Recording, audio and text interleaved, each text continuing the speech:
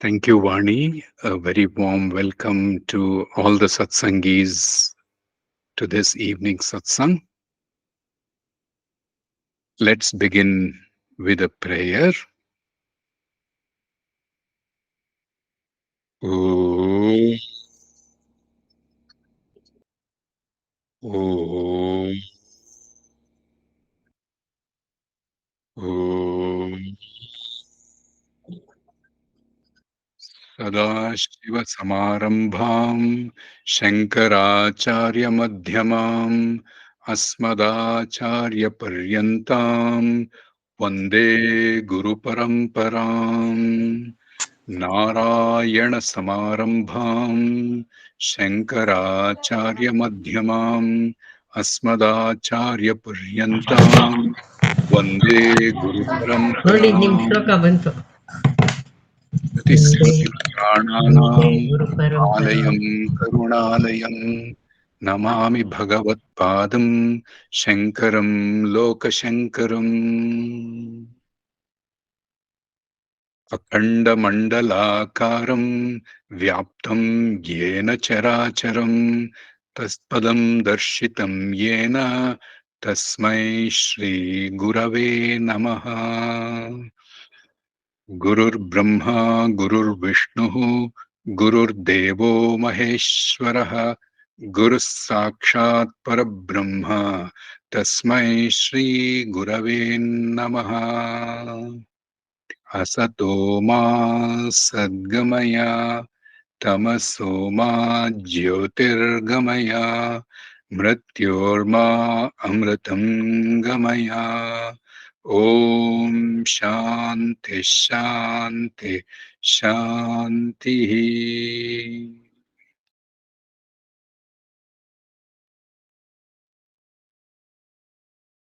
ॐ सद्गुरुदेवाय नमः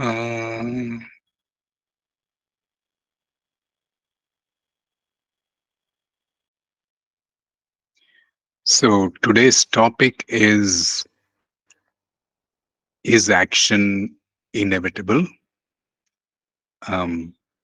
It is well known that life presents us with situations, and every situation warrants an action, either to act or to keep quiet. Now, even keeping quiet, not acting, is also a form of action, isn't it?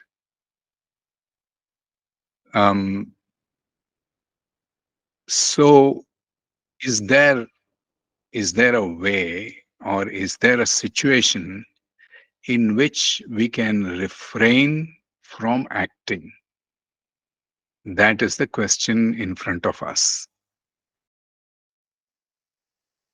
Would anybody like to share?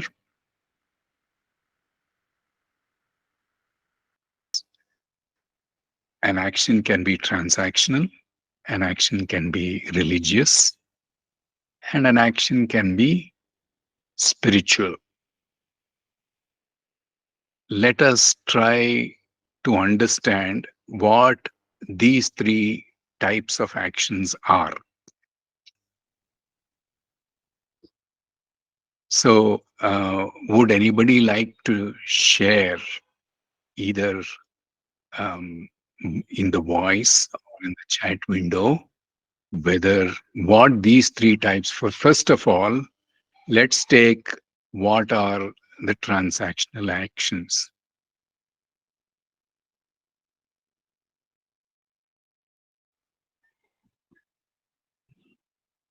Yes, Suma, you have Ah, raised your hand. yes. Uh, the transactional action, what we need to do for living. Okay, very fine. Transactional actions are what we need to do for living, going to work, or even Day-to-day activities. day-to-day activities, cooking because we have to fill our tummy, Yes. You get hungry. So if we don't have food, if we don't, somebody doesn't cook at home, then it's a daily routine. Okay. Yeah. All right. Then Mm. what are religious actions then? Yes, maybe the routine, what we do, puja, japa, whatever, and like in when we get occasional festival. Okay.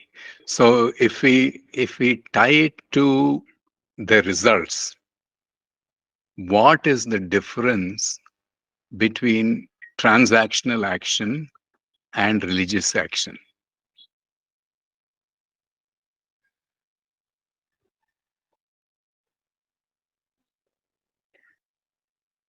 I'm not very sure. Transactional is required for living. That's what Uh,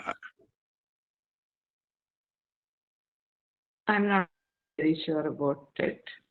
So, okay. All right. hmm. Baswapatna Jagdish is saying Pancha Mahayagnyas. So why do we want? The question is, okay, Pancha Mahayagnyas are religious actions if we take, um, or even the pujas and the japas are religious action. Now, do we perform our daily rituals or even going to the temple and offering prayers for the same reason as we would do perform our project work in the office?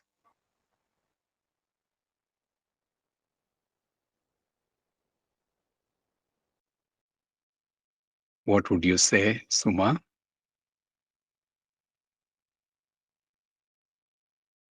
uh, maybe religious activities we should perform without expecting, and like No, no. just The puja we uh, perform. puja we perform, we should do it with gratitude. Here, Okay. transactional project means we have to have a result. Without that, we can't proceed. We have to keep that and work. Okay. So there is one fundamental difference between a transactional action and a religious action in terms of its focus on the result. Mm. Now, any transactional action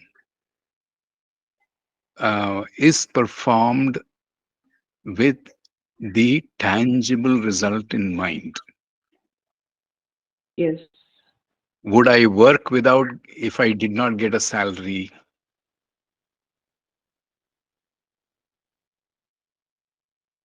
No, isn't it?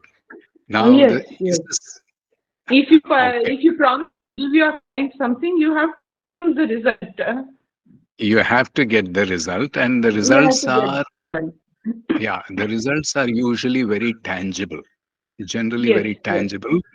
Huh.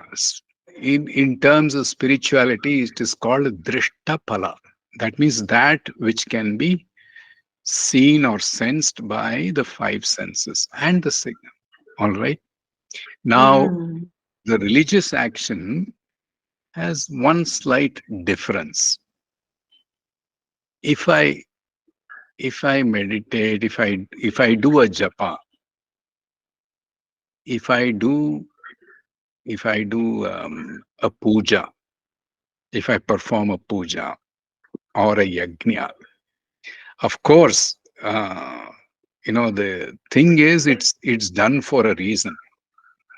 Something good can happen to either me or my family. That is the prayer, or anybody who is in trouble. That is the prayer. But finally, why is that uh, action performed? It is for my own happiness and peace of mind. Isn't it so? Yes, yes, When I, yes. when I engage in a transactional action, I do get tangible results, but many times the intangible is temporary or missing, which is the reason for the tangible result, which is happiness. If I get a promotion, though promotion is the immediate goal in my work, the the final result is, if I when I get a promotion, I'll be happy. So sometimes this keeps varying in a transactional result. There is no guarantee. Therefore, I shift to some way of religious action so that I get happiness, which is also the purpose of actually the transactional action. But the tangible part is that it gives a specific result out of the action. Isn't it so?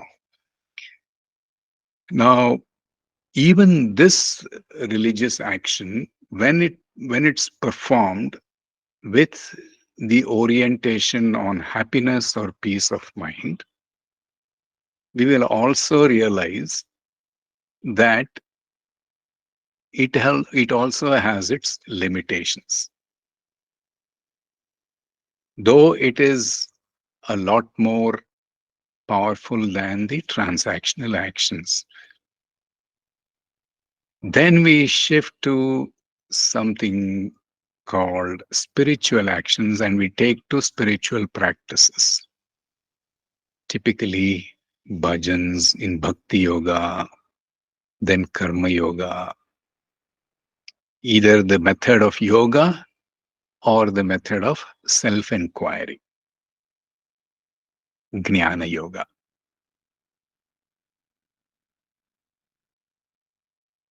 Now, what distinguishes this this action of meditation or even yoga from transaction?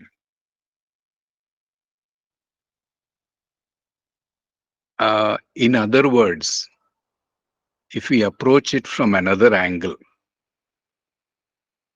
can meditation or yoga also get transactional in nature?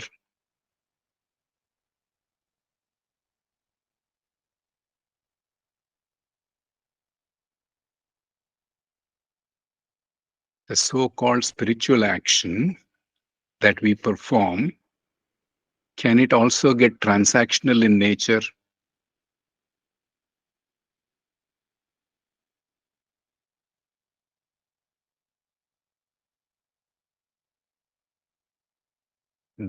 It can, isn't it? When will it get transactional in nature? Everyone is very quiet.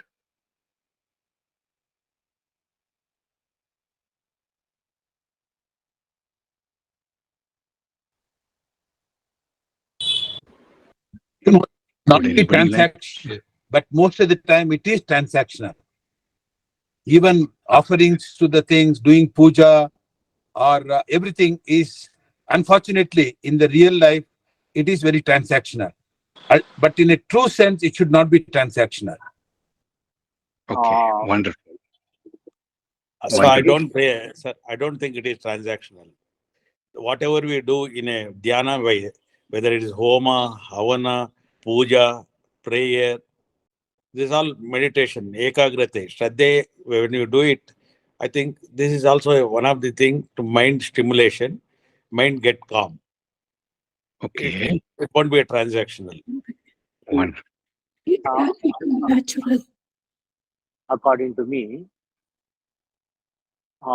Yes, sir. Guruji, according to me, a meditation is also an activity. It is a karma, and every karma has a result. Now, it is also a sort of return. What I am getting is a sort of a mental stability as well as antakarana shuddhi. So, by doing this meditation, which is also a karma, I am achieving an antakarana shuddhi, a pleasant mind. Okay, thank you so much, Venkateshwarlu. So many wonderful inputs. Um, uh, ಹೇಳಿ ಮೀನಾಕ್ಷಿ ಅವರೇ. You can type if you are unable to speak, ma. Type ಮಾಡೋದು ಹೇಗೆ ಅಂತ ಗೊತ್ತಿಲ್ಲ. Yeah, please type if you are not able to speak. Don't strain your voice. Okay, ಹೇಳಿ, ಪರವಾಗಿಲ್ಲ, ಹೇಳಕ್ಕಾದ್ರೆ ಹೇಳಿ. It can Please. become very natural also. Transaction ಸಹಜ ಮಾಡ್ತಾ ಮಾಡ್ತಾ, the more you do, in every action, you can experience the same, spiritual experience. Wonderful.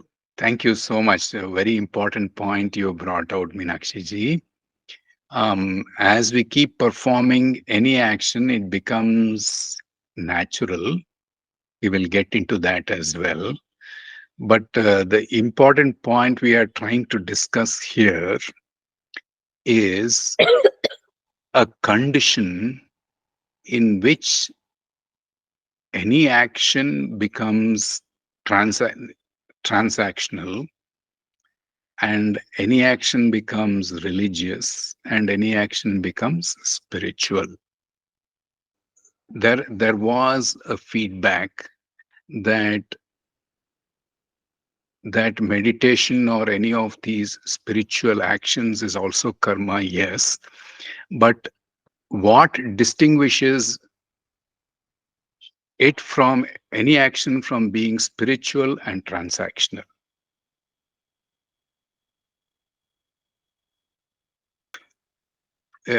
Let's look at the nature of transactions. The orientation is on the result, isn't it? And let's look at religious action. There also, the orientation can be on the result, happiness as a result. And even in spiritual action, whether it's yoga, service, or inquiry, if I pay attention to the result, for example, if I sit in meditation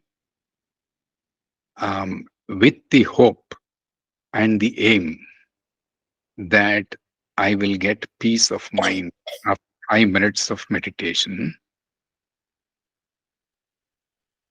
then where is my attention? On the result, isn't it?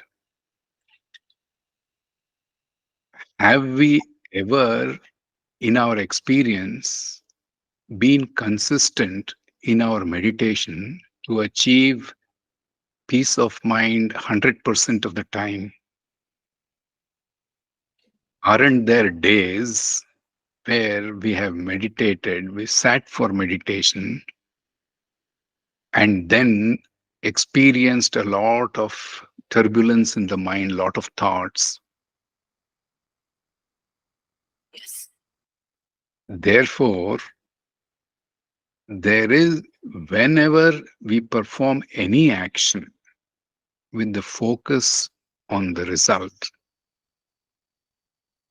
it becomes transactional in nature. And then, as a corollary to this, is there really 3 different types of actions?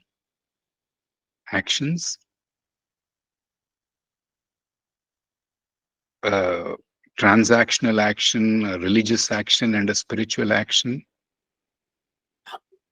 Can the same action that is transactional, can it not get into being religious? And can the very same action not be spiritual? It can be. Therefore, there are no 3 different types of action. distinction is not in the action itself. Distinction is whether we tie the action to the result or not. That's what differentiates between transaction and spirituality.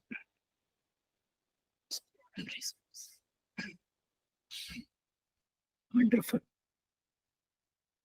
Action, is it possible to avoid?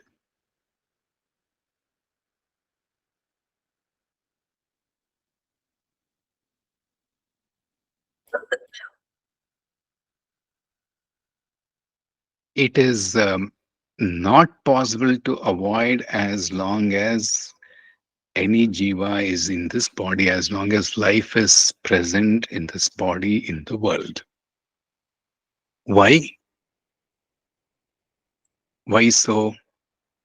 Like Sumaji said, for our daily living also we need to act. That is one part. We need to act.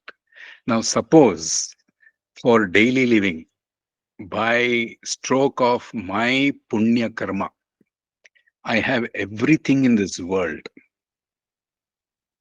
all enough bank balance to get me everyday food and pay all the taxes and bills that are required for daily living. Can action be avoided?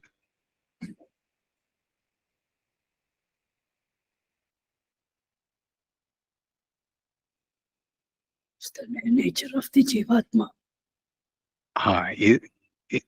It is the nature of the Jivatma. Nature of Jivatma, thank you. Okay. Is it one is it's the nature of Jivatma.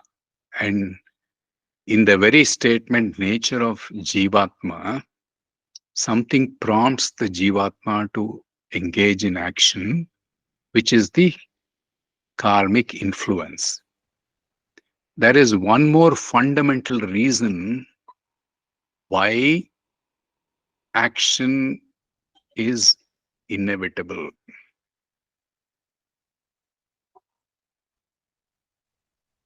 Because action belongs to Prakriti or nature. And all of us have a Prakriti element in us. Shakti element is present in us. Both Shiva and Shakti are present in us. As a simple example, what is the instrument of action that we are all endowed with? This body, the two hands, the two legs, and the sense organs, the mouth, right? All the organs of the body. Now, where does the body belong to? It's made up of the 5 elements, Panchabhutas. It belongs to nature. It's made up of the 5 elements of nature. Will nature keep quiet once the body is formed? Because it's natural for nature to act. Isn't it? Therefore, on one side, it's the inherent property of nature, in nature and of nature, to engage in action. Shakti is not stillness. Shakti is movement. Prakriti is movement. Chetana, consciousness or awareness, is stillness. So when the human being is endowed with the Shakti aspect or the Prakriti, the nature aspect, then energy, movement, change is inevitable. The second aspect, of course, is our own karma that drives us into action. even if we keep still, sit still without doing anything, then after 2 or 3 minutes, depending on our karma, I will pick up a TV remote and turn on the channel, TV channels. Or I'm sitting still, I'll come and sit in the satsang. So whether it's a spiritual activity or a religious activity, we will engage in action for two fundamental reasons. One, action is nature is action, and nature element is in each one of us. Second, even if I want to keep quiet, my karmic impressions, my vasana packages will prompt me, will drive me to one action or the other. What kind of action depends on my vasana package. For example, Meenakshi ji, if you keep quiet, what will you do? After 5 minutes, you will start singing. Isn't it?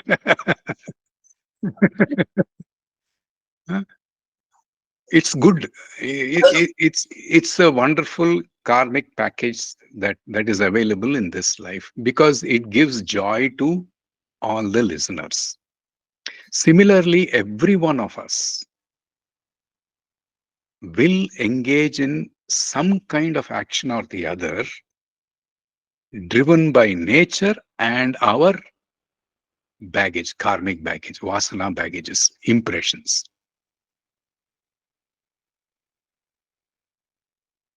And what does this do? The action itself becomes limiting, is limiting. So it doesn't become limiting, it is limiting. Why? Because the results of action are limited. No action produces infinite results. Because when the action is limited, the output of the action is also limited. When the action is finite, the results of the action is also finite. A finite action cannot result in infinite results.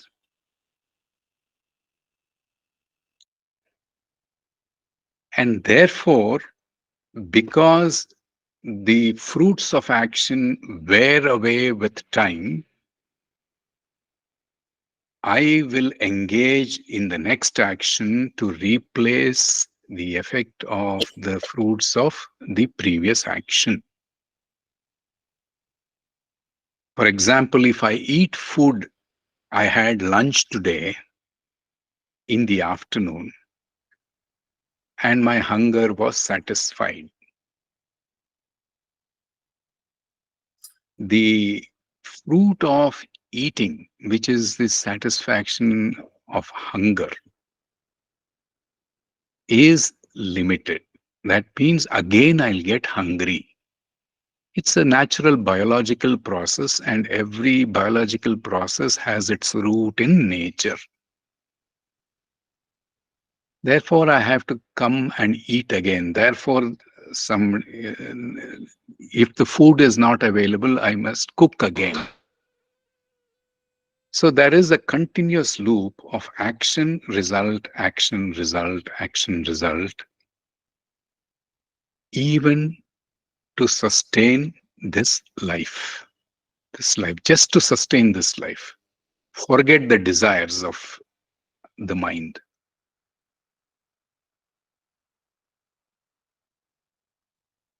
That is why Ramana Maharshi has said in the very first shloka of Upadesha Saram, Kartriragnaya prapyate phalam karma kim param karma tat jadam. Karma kim param.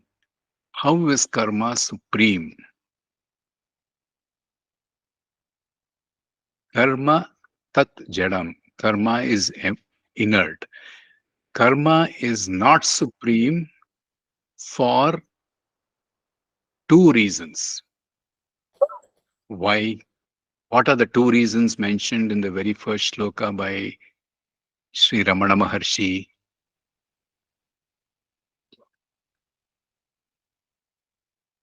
First is the results are not in my control. Kartraragnyaya. Now we must understand this properly. Kartraragnyaya means by the ordain of the Creator, by the will of the Creator, results are obtained. Then does individual have no role to play?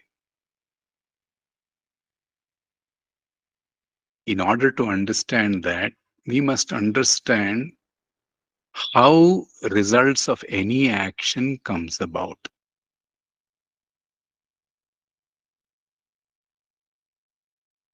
How does fruit of any action come about? We definitely need individual effort. That is one.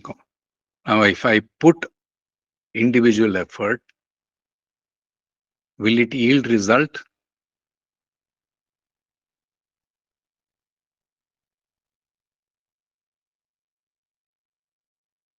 What would anybody say?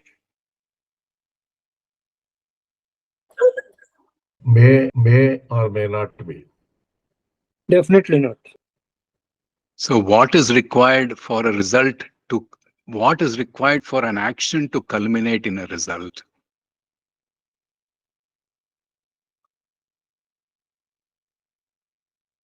Sincere efforts. Effort, that is self-effort, correct. But does self-effort or individual effort alone produce the fruits of action? No, Not always. So the question therefore is, no, at any time, Jagdish Avray, at any time,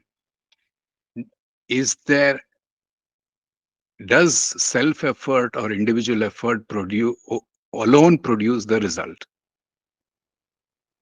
Not always. There is Bhautika, No, Adhyatmika, so at many any factors. time I'm saying, not always means, is there a condition when a self-effort alone produces result? Is that what you're saying? No, self-effort can never. Okay. Ah. I don't know whether I'm right. No, we are discussing. So please share. So then it's No, I thought there are three obstacles: this Adhyatmika, Adibhautika, Adidaivika, which come in the way of the overall success. okay. So what contributes to the fruit of action? One part is self-effort. Is there anything else apart from self-effort? What is it? with what objective you are doing? Objective behind it. Objective intention. Your Okay. intention. What is the intention of our action? That much energy we pump in. The energy of that an individual pumps in depends on the intention. That will also that will come indirectly influence the self-effort. For example, we are to attend this satsang today. Is it enough if I have the intention to attend the satsang? I need to focus. Focus. Then what should I do? You have to If I want prepare time and give that allot time. time at 6:30, what should I do? You open the. I have to open the laptop or my phone, right? Yes. Now, The device, the internet, everything has to be there. device, internet has to be there, phone should be working, power should be there. All right. And above all, the intention. Intentions. Yes, I have the intention. That is self-effort. So, in order to participate in a simple things like satsang, we already have 4 or 5 factors. One is my intention to join the satsang. intention must be converted into action. Execute. I sit in front of my laptop. That is the part of action, and I turn on the laptop. Then internet should be working. Laptop should be working.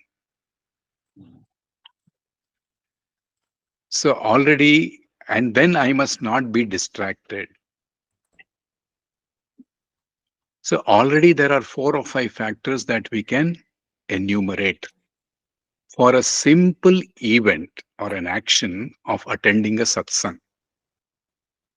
There are many more. There are many more factors that contribute to the result. So if we can classify them as 2 simple types of forces that contribute to the result. One is self-effort, which is internal factor. The other is number of external factors. Isn't it? Yes. Therefore,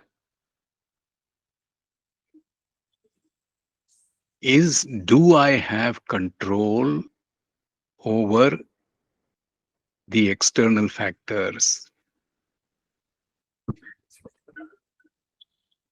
Almost nil. Almost nil. During the rains, internet has been broken many days. Recent rains.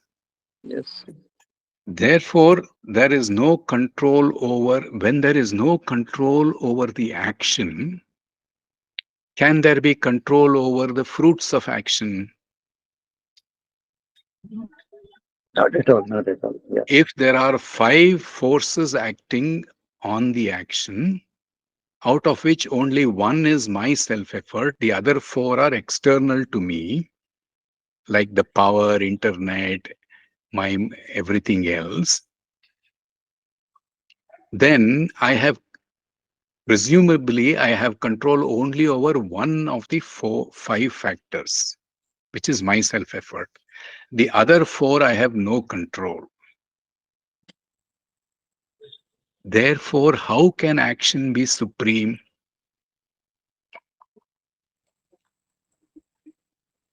It cannot be, because I have no control. That if it is supreme means I have 100% control over actions. That means I will get the desired result consistently, and I will get the extent of results, infinite results, consistently. Any type of action, is it true? Is that true in our experience? That I consistently get what I want, for which I have engaged in action? No. Therefore, how is action supreme? Because there are many parts of nature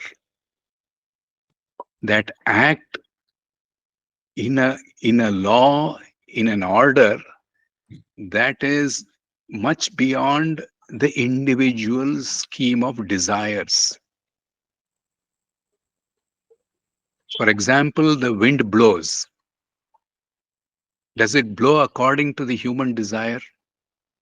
Once it blows fast in the monsoon season, the electric pole's wire will snap, or the internet cable will snap. When it rains, can it rain, or can it stop raining only between 6:30 and 8 every Monday and Tuesday? Is it possible? No, Ah, not controlled. It Therefore, is nature follows a different order than the individual human order or human desire. For individual's action, when we say karma kim param, karma is not supreme, whose action is not supreme? It's not talking of Prakriti's action. It is not talking of Ishvara or the creator's action. Ishvara is egoless. Is Ishvara's action is creation of the world. That is not limited. Which action is limited? Jivatma's action is limited. The individual's action is limited. Prakriti's action is not limited. Purusha's action or Ishvara's action, Purusha is the creator. His action is not limited. Only Jivatma's action is limited. Karma kimparam means there is a limitation of individual action. Not Ishvara's action, not Shakti's work.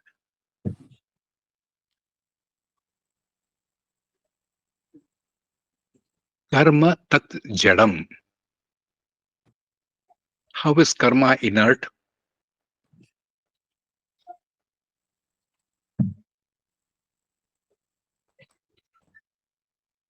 Karma kimparam, karma tat jadam.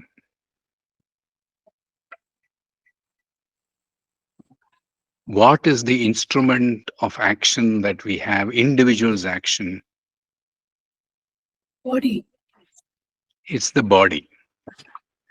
Now, is the body inert by itself? I mean, is the body alive by itself? No. It is by energy. By Chaitanya. energy. By itself, body is matter. Isn't it? What makes body alive? Atma. Chaitanya. The consciousness or the Chaitana that gets reflected in the body. The reflected consciousness makes it alive. Without the consciousness, is the body alive? No. Straightforward answer. Therefore, what is the body by itself? Inert. That is why the fruits of actions are limited.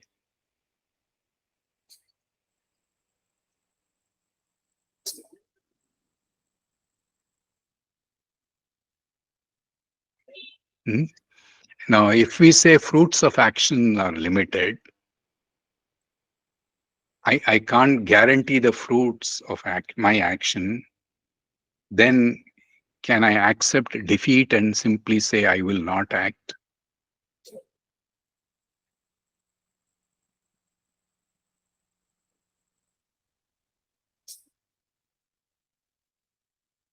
What is the use of studying if I can't if I can't guarantee myself a first class or 90% in the exam? Can I stop studying?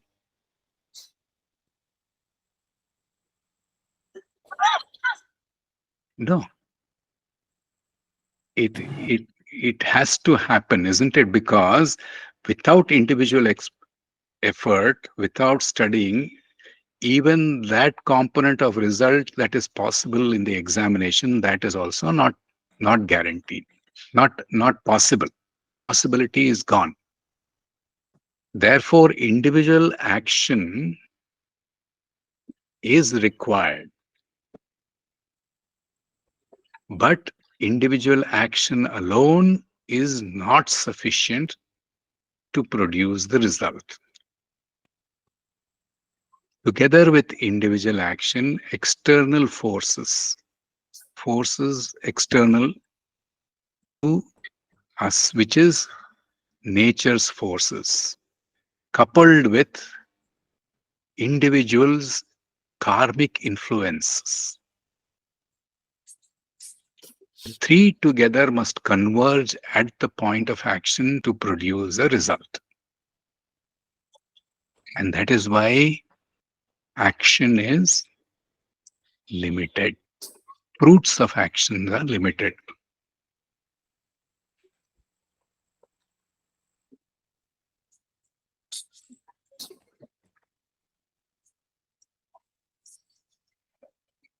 So, can we keep quiet or can we keep quiet? We can't keep quiet. we have to engage in action, because even the little possibility of the result is gone if I don't engage in action. Therefore, what is all spirituality? How to engage in an action in a way that I am not disturbed by the results.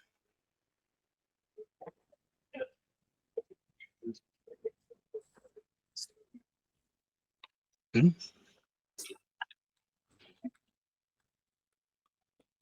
We can take shelter in the 46th shloka of the second chapter of Bhagavad Gita, the famous Karma Yoga shloka.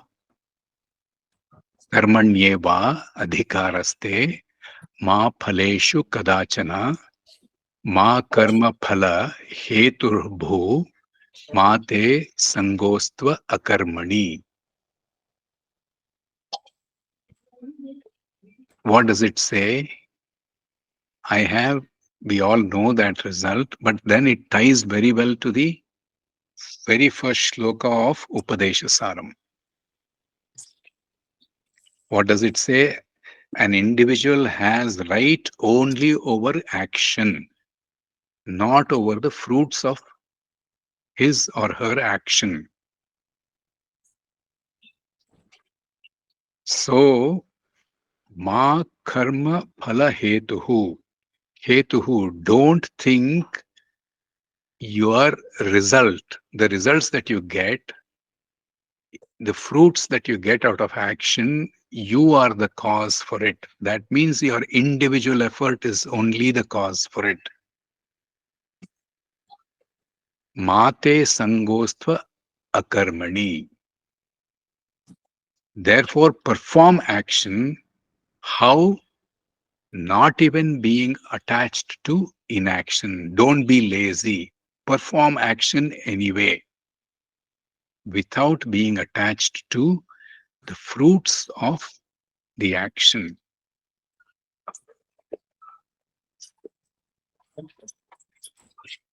Isn't it?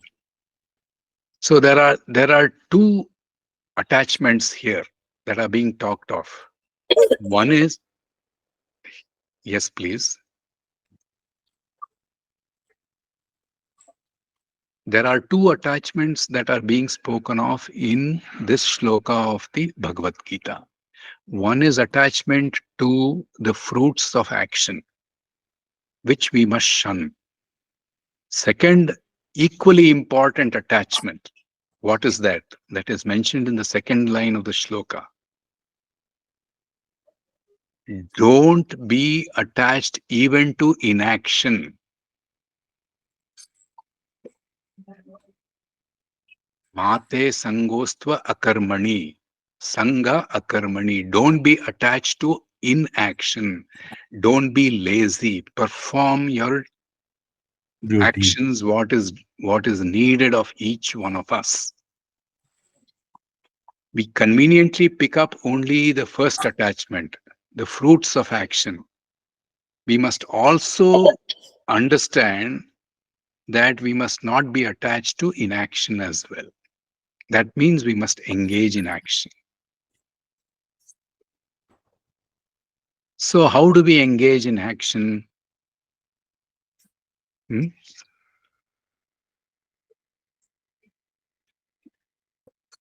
same very second chapter of Bhagavad Gita, the 48th shloka says, Yogastaha kuru karmani sangam tyaktva dhananjaya siddhayo samo bhutva samatvam yogam uchyate. That means yogastaha kuru karmani. Being in yoga, perform action. That means what? What is being in yoga? How do we perform action? Equanimity. Equanimity is, okay, equanimity is one part. Being in yoga means being in union. So Mind and what body does together. mind and body together? Being in equanimity, mind and body together, how does it translate into action? Yoga means union.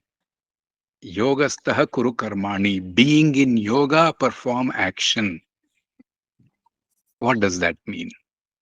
Put all your mind and body, everything together, whatever best you can give, you should perform action. We should perform. Wonderful. Therefore, how does it translate into effort and action? Because we have tried our best, it may turn out into the best. No. Don't. Let's not look at the result. Huh. We are asking, how does equanimity, which is right, what you said is right, how does mind-body union have a relation? What is the relationship between an equanimous mind engaging in action?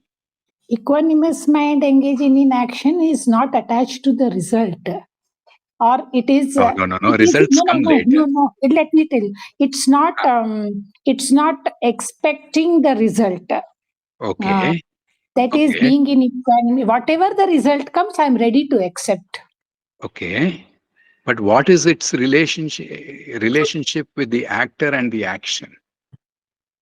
Its relationship with the actor is I have to do my best. That is what the. Okay. When can we do our best?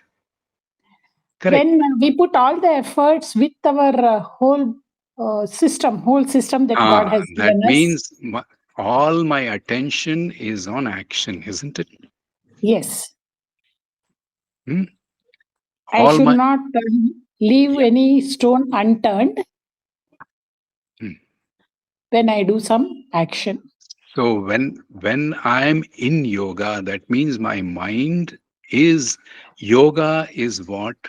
Union. Where should the between union of which two parts?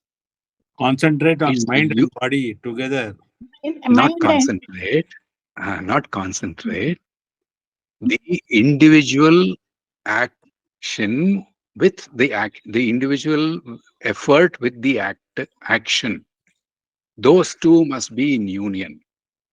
That means all of the attention must be focused on action. When all of the attention is focused on action, isn't there a union between the individual and the action? Is yoga. For example, we have a wonderful singer here, Meenakshi ji. When she sings, is she present? Yes, she has to be present. The whole attention is only in singing. Therefore, only singing happens. The actor is completely merged. That means there is the union there. Therefore, yogastaha kuru karmani, being in yoga means the individual effort is completely united with the action, which means there is one pointed, not concentration, one pointed attention completely on the action. What does that mean? Maybe you can say being aware of the action, perform action. All right, we can say that. All right. To converge everything. If you are aware, then always if you are aware and doing the action, maybe you will be present there all the time during the action without missing out or wavering mind. Without wavering mind, you will be there all the time. Awareness should be there. Yeah. Yes. Yogasu karma kaushalam. Yoga karmasu kaushalam is the other shloka of karma yoga. Thank you. So when the mind is one-pointed in action, then you perform, then whatever is the result, that is the culmination of the individual effort, the external forces, and the karmic influence will naturally be whatever is supreme or most efficient for that particular action. Why? Because if the mind is not in yoga with the action, what happens? The mind is split between yoga between action and result. If the mind is split between action and result, then the action becomes partial. It is not 100% efficient. Therefore, yogastaha kuru karmani. Perform yoga, perform action in yoga. Sangam tyaktva dhananjaya. Devoid of attachment. Attachment to what? Attachment to the fruits of action. Siddhi asiddhi samo bhutva. Equanimity to both success and failure. Samatvam yogam uchyate. That is equanimity. The result is equanimity in action. So the first requirement is we must be in yoga. Yoga means what? Yoga with what? Yoga with action. Second is we must be detached to the fruits of action. Then there are two results, two palashrutis. One is siddhi asiddhi samo bhutva. I will accept success or failure equally. And then samatvam yoga muchyate. The result of that is my mind is equanimous, and that is yoga.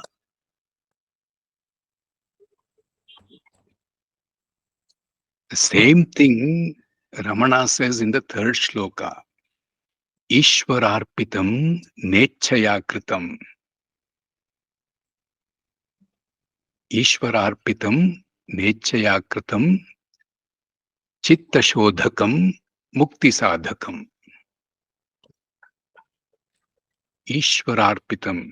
Offer actions as an offering to the Lord, to the Creator.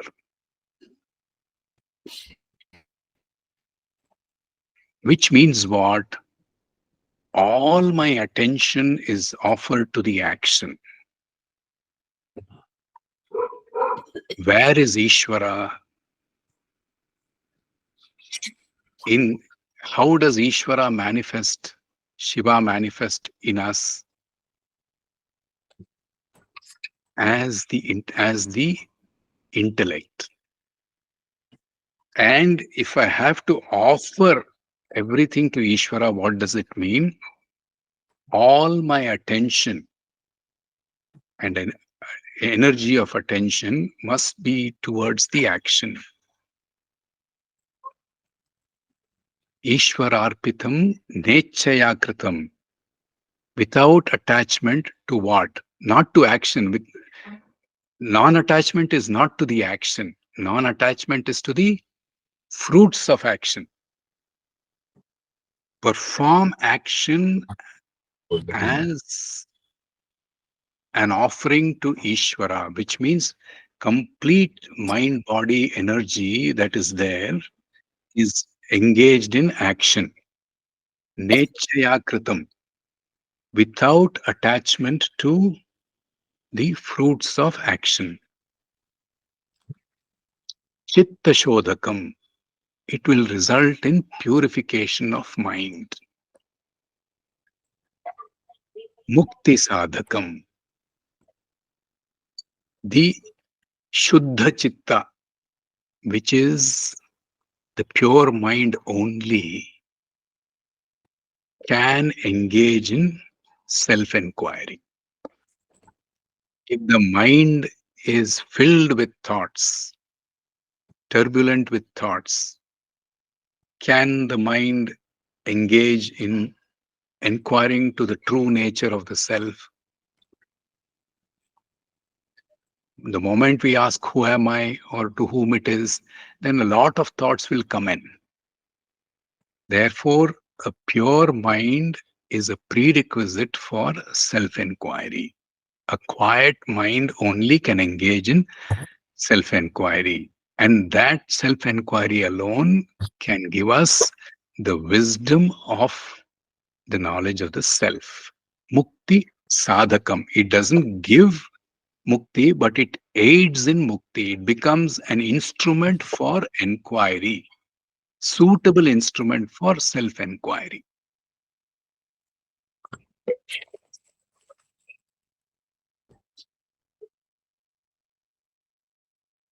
Therefore, what have we discussed so far? We said action is limited, action is inert, but at the same time, the fruits of actions are limited. At the same time, first point, action is limited. Second, action is inert. Third, the fruits of actions are also limited. But action is inevitable. Why? Because action is a part of nature. Second, karmic influence prompts every individual into some type of action or the other. Therefore, action is inevitable. If action is inevitable, how do we perform action? Not for the sake of result, not to be attached to laziness, but perform action as if you are in yoga with action. All mind's mental faculties, energies, pranic energies, focused on action, merged in action, and unmindful of the result. Then two benefits accrue out of that. One is we are undisturbed whether the result is a success or failure. Siddhi asiddhi samo bhutva. I take that equally. Samatvam yogam uchyate. Then my mind is equanimous, quiet, still. And what does Ramana say? That still quiet mind, chitta shodakam, is a pure mind. That is mukti sadhakam. It is a fit instrument for self-inquiry.